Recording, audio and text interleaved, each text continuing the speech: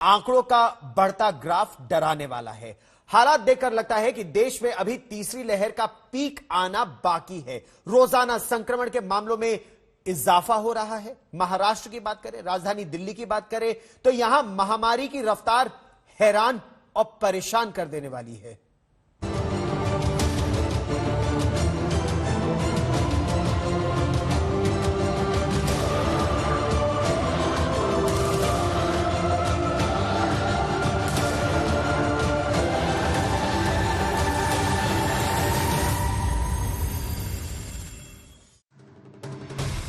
दिल्ली डरी सहमी सी है। महाराष्ट्र में भी खौफ बरकरार है।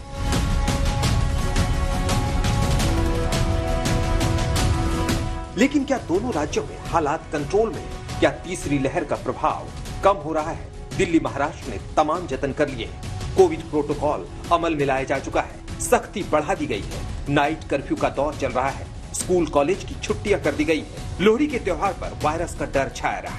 नाइट कर्फ्यू के दौरान सख्ती बढ़ा दी गई। आज मकर संक्रांति के दिन भी माहौल में कोरोना का डर हावी रहा। मामले काफी बढ़ रहे हैं, इसमें कोई दो राय नहीं है। हम सब लोग जानते हैं कि ओमिक्रॉन की ट्रांसमिसिबिलिटी बहुत ज्यादा, बहुत इन्फेक्शियस वायरस है और पॉजिटिविटी रेट भी लगभग 29 क्रॉस कर चुका है। लेकिन चिंता की कोई बात नहीं है। हॉस्पिटलाइजेशंस बहुत ज्यादा लो हैं, डेथ्स काफी लो हैं, तो लोगों को चिंता की जरूरत नहीं है, पैनिक करने की जरूरत नहीं है। सारी व्यवस्थाएं दुरुस्त हैं, बेड्स की कोई कमी नहीं है, आईसीयू बेड्स की कोई कमी नहीं है। पैनिक नहीं करना, लेकिन जिम्मेदारी के साथ व्यवहार करना है। दिल्ली और महाराष्ट्र में खतरा बढ़ा है। आंकड़ों में बेतहाशा इजाफा हो रहा है। लेकिन रोजाना आ रहे संक्रमण के मामले देखकर थोड़ी सी राहत मुंबई के लिए जरूर है। 9 जनवरी को मुंबई में 19,474 नए केस आए। वहीं दिल्ली में 22,751 मामले रिकॉर्ड किए गए। 10 जनवरी को मुंबई में 13,648 और मुंबई में 19,166 नए केस दर्ज हुए।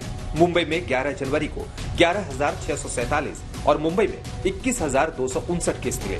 वहीं 12 जनवरी को मायानगरी में 16,420 केस आए। दिल्ली में उस दिन 27,561 मामले मिले और 13 जनवरी को मुंबई में 13,702 नए केस, जबकि दिल्ली में 28,867 मामले दर्ज किए गए। यानी मुंबई राहत की सांस लेने लगी, लेकिन दिल्ली अभी भी संकट के भंवर में उलझी पड़ी है। वैसे दिल्ली सरकार की माने तो राजधानी में की गई सख्ती का असर दिखने लगा है। कल दिल्ली में देखिएगा ऑल टाइम हाई 28,667 केसेज आए थे, जो अभी तक कभी नहीं आए। पिछली वेव में भी नहीं आए। पिछली जो पीक थी उससे भी ज्यादा थे। परंतु दोनों में फर्क ये है कि जब पिछली पीक आई थी तब दिल्ली के अंदर 25,000 बेड भरे हुए थे। अब उससे 10% भी बेड नहीं है, हॉस्पिटल बेड ऑक्यूपाइड नहीं है। तो हॉस्पिटल में एडमिशन बहुत कम है compare to number of cases. तो ये बहुत ही संतोष की बात है। दूसरी संतोष की बात ये है कि पिछले 5 दिन से एक रफ्तार से जो केसेस अस्पताल जा रहे थे वो रफ्तार रुक गई है, बिल्कुल स्टैग्नेंट हो गया है। यानी 15,000 पे भी उतने एडमिशन थे और 28,000 पे भी उतने एडमिशन है। इसका मतलब जल्द ही ये डाउन जाना चाहिए जो ट्रेंड है। और जो आज का हम डाटा कलेक्ट कर रहे हैं, जो शाम तक बताया जाएगा, वो बता रहा है कि इस बार आज 25,000 से शायद कम केस आएंगे। दिल्ली के अस्पतालों में बेड्स खाली है, मरीजों की संख्या बेहद कम है। एक बात और कही जा रही है कि दिल्ली में जितने भी लोगों की कोरोना से मौत हो रही है, उनमें से 75% लोगों ने कोरोना टीका नहीं लगवाया था। डेथ जो हो रही है ज्यादातर कोरोना की वजह से नहीं, कोमोर्बिडिटीज की वजह से हो रही है। कैंसर के पेशेंट्स हैं, लास्ट स्टेज कैंसर है, उसको कोरोना भी हो गया। हॉस्पिटल में एडमिटेड पेशेंट है, वो टेस्ट किया तो कोरोना भी निकल आया। ज्यादा लोग ऐसे हैं जिनकी वैक्सीनेशन नहीं है, परंतु फिर भी मगर कोमोर्बिड तो वैक्सीनेशन वाले भी हैं। जो डेथ हुई वैक्सीनेशन के बाद, तो कोमोर्बिडिटी ही मेजर कारण दिख रहा है। वहीं पूरे महाराष्ट्र की बात करें तो 12 जनवरी को एक दिन में 46,723 नए मामले दर्ज किए गए, लेकिन अगले ही दिन उसमें मामूली गिरावट दर्ज की गई। गुरुवार को 46,406 मामले सामने आए। राज्य में संक्रमण के हालात को काबू में करने के लिए अब उद्धव सरकार ने केंद्र से ज्यादा वैक्सीन देने की मांग की है।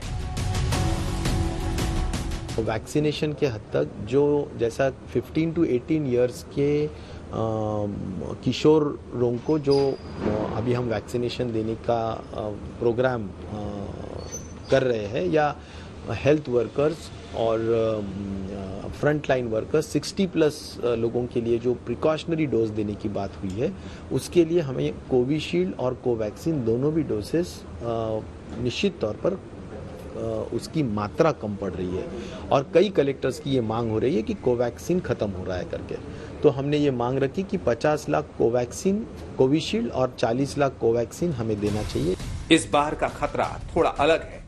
डेल्टा में हॉस्पिटलाइजेशन रेट जहां 10% था, वहीं ओमिक्रॉन के केस में 1 से 2% ही है। मगर जिस रफ्तार से ओमिक्रॉन फैल रहा है, उसे देखते हुए 2% ये दर भी चिंता बढ़ा रही है। कुछ रिसर्च का दावा है कि हर रोज 2.5 लाख केस आएंगे, तो पीक आने की स्थिति में वो 10 लाख से ज्यादा हो सकते हैं। इससे हर रोज 20,000 मरीज भर्ती होंगे, तो अस्पतालों पर भारी दबाव पड़ेगा। दिल्ली से सुशांत मेहरा के साथ आज तक ब्यूरो। देश में कोरोना की तीसरी लहर का खतरा न केवल बढ़ रहा है बल्कि गंभीर होता जा रहा है। नए मामलों की बेकाबू रफ्तार को लेकर प्रधानमंत्री नरेंद्र मोदी ने कल मुख्यमंत्रियों के साथ एक महत्वपूर्ण बैठक की। इस बैठक में उन्होंने टीकाकरण पर विशेष बल दिया, साथ ही इस बात पर भी जोर दिया कि पाबंदियां ऐसी हो जिससे लोगों की आजीविका पर चोट न पहुंचे।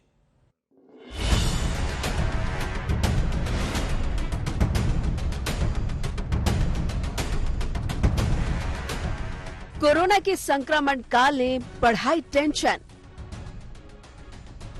देश में तीसरी लहर से गहराया संकट। संक्रमण से बचाव को लेकर पीएम मोदी का मंथन। कैसे सुधरे हालात, कैसे रुके संक्रमण? सवाल बेहद अहम है। रोजाना जारी होने वाले आंकड़े बता रहे हैं कि इस महामारी की तीसरी लहर ने देश को परेशान कर दिया है। उन्हीं पर मंथन के लिए प्रधानमंत्री मोदी ने गुरुवार की शाम मुख्यमंत्रियों के साथ एक अहम बैठक की। उन्होंने ओमिक्रॉन जैसे तेजी से संक्रमित करने वाले वेरिएंट को लेकर सभी को आगाह किया। साथियों, ओमिक्रॉन को लेकर पहले जो संशय की स्थिति थी, वो अब धीरे धीरे साफ हो रही है। पहले जो वेरिएंट थे, उनकी अपेक्षा में कई गुना अधिक तेजी से ओमिक्रॉन वेरिएंट सामान्य जन को संक्रमित कर रहा है।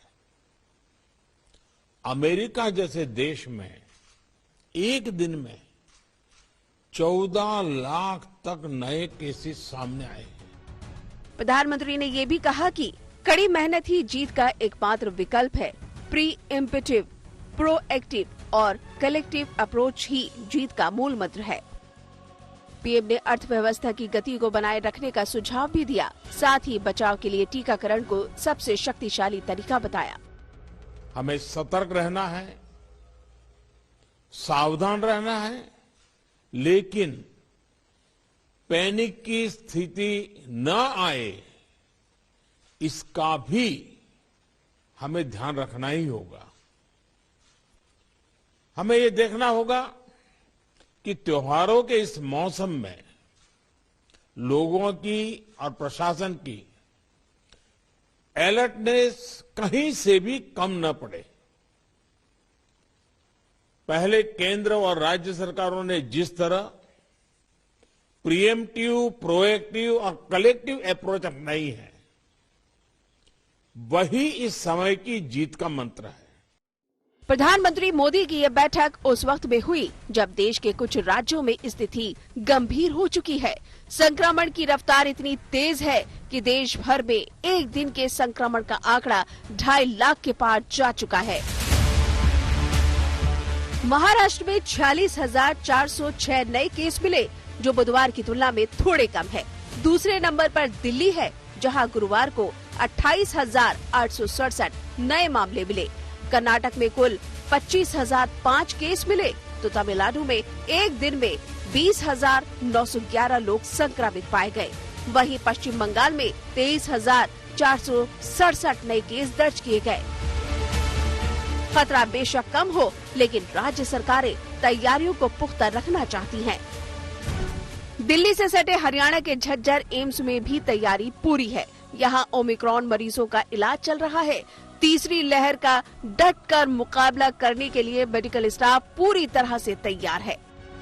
तीसरी लहर में डॉक्टर्स भी अब धीरे धीरे चपेट में आ रहे हैं। ओमिक्रॉन चूंकि सबसे ज्यादा कंटेजियस है, डेल्टा वेरिएंट से भी ज्यादा कंटेजियस है, इसलिए डॉक्टर्स की संख्या हमने देखी दिल्ली एनसीआर में भी ज्यादातर देखने को मिल रही है। ऐसे में एम्स झज्जर की डॉक्टर किस तरह से 24 घंटे पूरी तरह से तैनात होकर अपनी ड्यूटी कर रहे हैं। ओमिक्रॉन डेल्टा से भी ज्यादा कंटेजियस है। मैम ये बहुत ही हमारे लिए बहुत बड़ी एक चुनौती है, ठीक है। हम लोग तो अपनी फैमिली के साथ भी रहते हैं, यहाँ पेशेंट्स के कांटेक्ट में आते हैं कंटिन्यू, और वो वहाँ जाके अपनी फैमिली को भी डील करना पड़ता है। छोटा बेबी भी है 2.5 ईयर का, तो हम लोग जितना हो सके उनसे डिस्टेंस मेंटेन करने की कोशिश करें। तमाम उम्मीदों के बीच एक खबर ये भी है कि सरकार जीनोम सीक्वेंसिंग की रणनीति में बदलाव कर सकती है। सूत्रों के मुताबिक अब रैंडम सैंपलिंग की बजाय अस्पताल में भर्ती मरीजों का या फिर जिनकी कोरोना से मौत होती है उनका सैंपल जीनोम सीक्वेंसिंग के लिए भेजा जाएगा। स्नेहा मोदानी के साथ पंकज जैन, दिल्ली आज तक।